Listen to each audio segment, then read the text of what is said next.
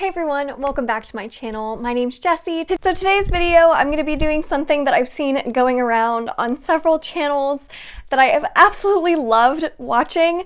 It is booktubers reacting to 1-star reviews of their favorite books. I think it's hilarious when I see videos like this. I know that recently Nieves has done this. As Monae, she's done this video. Jashana has done this video. I know Elle from Elliot Brooks, she's done these in the past. If I can find any others that have done this type of video, I will link them down below and link all the channels I mentioned down below and their videos because I just think that they're so entertaining. So that's what we're gonna do today. I'm gonna pick out 3 of my top favorite books of all time and react to 1-star reviews.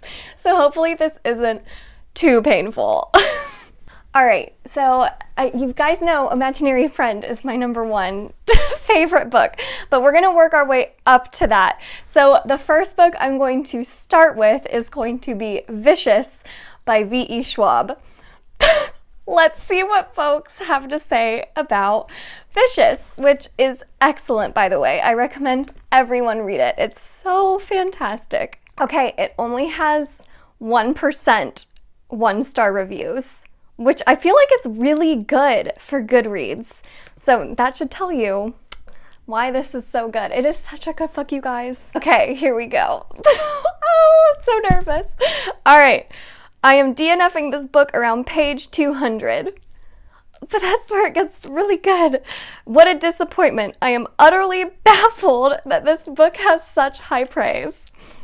Sorry. First of all, the story is not original. It's a mixture of the movie Flatliners, some of Neil Gaiman's such as Graveyard Book and X-Men. It's literally bits of those 3 put together. Okay, I do agree with the X-Men. I haven't read the other ones. It's like X-Men kind of, because there's different characters who have different powers, but it's like cool the way it's done. I don't know. It's really cool. Second, there is no characterization. What? Eli and Victor are so flat. They don't become 3-dimensional, but they are more stuck on the pages as 2D form. What? I didn't feel why Eli was driven to his extremism. It's just because Schwab says so.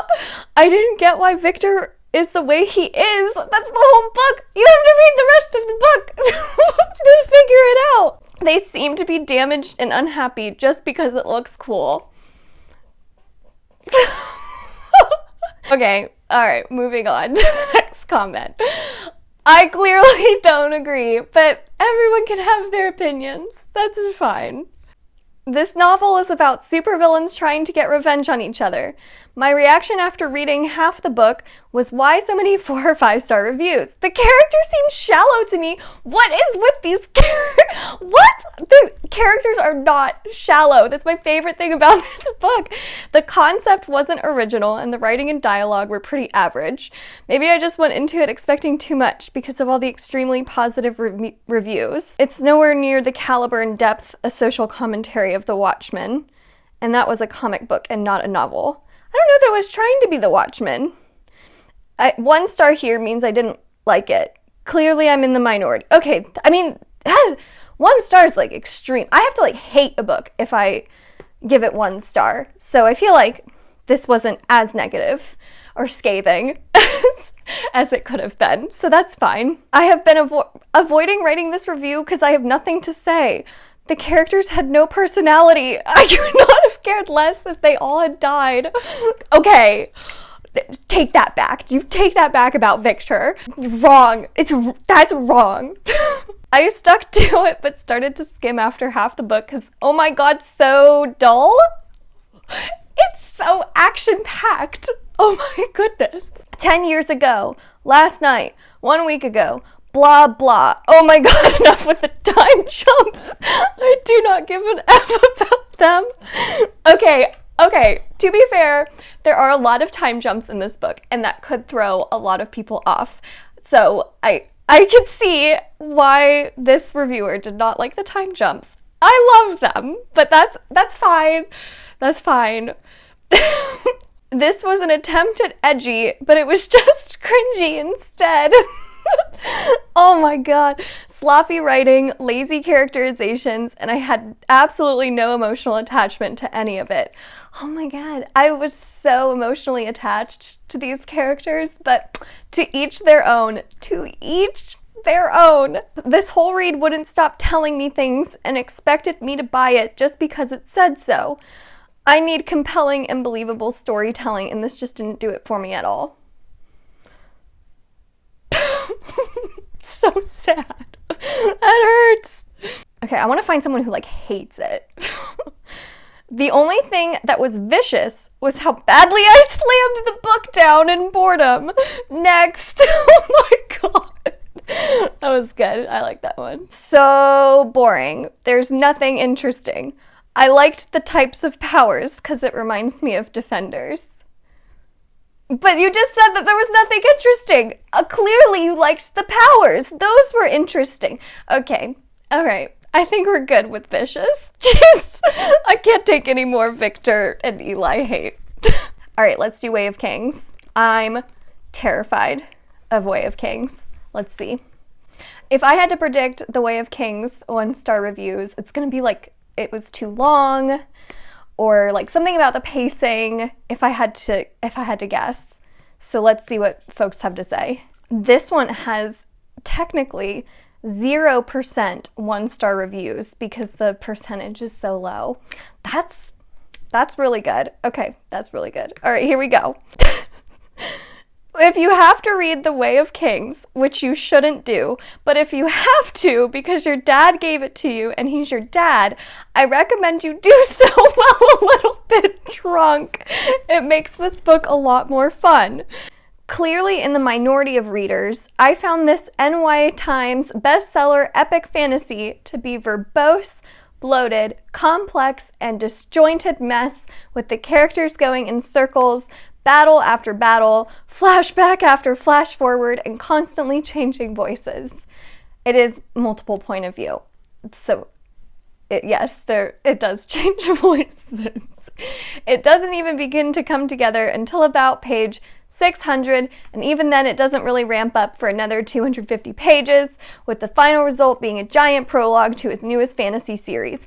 But it's such good build-up. It's such good build-up. Oh my god. When the 1,007-page novel finally ends, it isn't really over, and I don't care to read another 9,000 pages of sequels to reach the real conclusion. The dialogue and characters are so bad, it is unreadable. What? I had this problem with The Name of the Wind as well. I haven't read that one yet, but that's also really beloved. Fantasy seems to be taken over by people who are just straight up bad writers and no grand life experiences. They all just grew up on web forums, tipping their fedoras at the screen. That's funny. I disagree, clearly, but that was very funny. I've managed to read 600 plus pages and I'm done. There is no real plot, just words put together in order to extend the length of the book. When you start writing for the money, you just ramble on and on without purpose. Elantris was a masterpiece. Okay, so he's not a total Sanderson hater. There you go. This one, juvenile, cheesy trash. I mean, you know, it's epic, and the plot, you know, it evolves, and there's a lot of build-up, but it's an epic fantasy. I don't know. I'm sorry. 225 pages in. What an utter waste. If I want to read pulp trash with bad dialogue and pointless action, I'll stick to Barsoom. I don't know those other ones, but it sounds like that's a good choice for you because I don't think it will get any better. If you think it's already utter waste, oh man. Pure torture. This book, even though it's an offense to all other books to call it that, reads like a joke. I can't believe a grown-up could ever read this and think it's good. This was absolutely excruciating. Don't know why I have to be stubborn and finish every book I start. I hate myself, I guess. No other explanation. Oh, that's sad. Wow! What an offense to other books!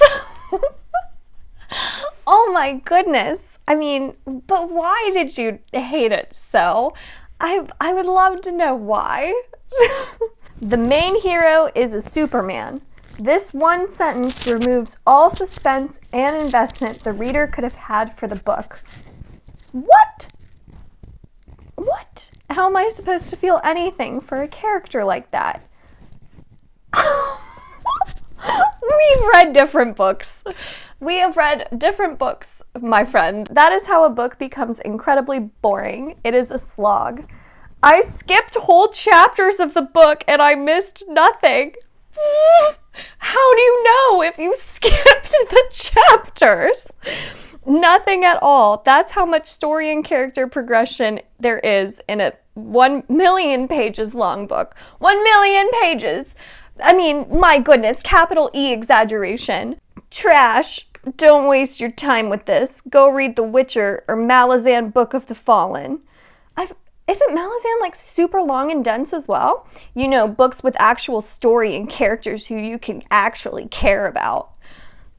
Well, you can feel that way, but I disagree. And I think if you're skipping whole chapters, how do you know if you haven't missed anything? If you skipped all of them, how do you know? That's enough for Way of Kings. Oh God.